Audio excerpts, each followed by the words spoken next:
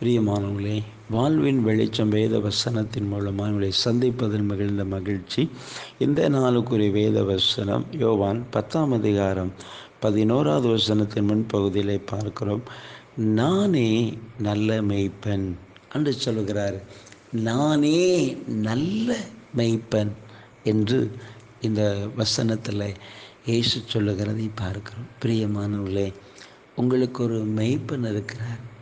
அவர் நல்ல மேய்ப்பன் மந்தையை நடத்துகிறவர், மந்தையை காக்கிறவர், அதை பராமரிக்கிறவர், அதை பாதுகாக்கிறவர்.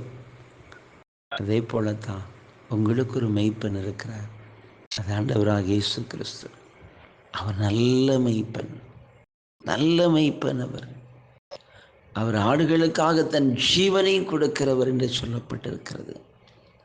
பிரியமானவர்களே, அந்த மேய்ப்பன் உங்களை நலமான வழியில் நடத்துவார். அதனால தான் சங்கீதக்காரர் சொல்லுகிறார், கர்த்தரின் மேய்ப்பர் நான் தாழ்ச்சி அடையேன், நான் குறைபடேன், உங்களையும் குறைபட விட மாட்டார். உங்களை செழிப்பான பாதையில் நடத்துவார், நீதியின் பாதையில் நடத்துவார், ஜீவ பாதையில் நடத்துவார். உங்களை கைவிட மாட்டார். உங்களை நேர்த்தியாய் நடத்துவார். அவர் நடத்துவார். நாம் ஜெபிப்போம். நன்றி தகப்பனே, இன்றைக்கு அந்த வார்த்தையை கேட்கிற ஒவ்வொரு பிள்ளைகளுக்காக ஜெபிக்கிறையா. நானே நல்ல மேய்ப்பன் என்று சொல்லியிருக்கிறீங்கப்பா. நீங்கள் நல்ல மேய்ப்பனாக இருந்த ஐயா, ஒவ்வொரு பிள்ளைகளை குடும்பத்தை நடத்துகிற தயவுக்காய் சோதரப்பா.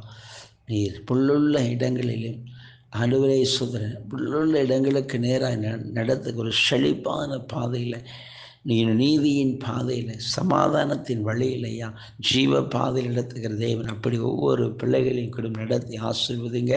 உங்கள் வல்லமை இறங்கட்டும். இன்றைக்கு ஒரு அற்புதத்தை செய்யுங்கப்பா. இந்த நாளிலே ஒரு அற்புதத்தை உடைய பிள்ளைகள் காண உதவி செய்யுங்கப்பா. உடைய கரம் இறங்கட்டும் தகப்பனையா.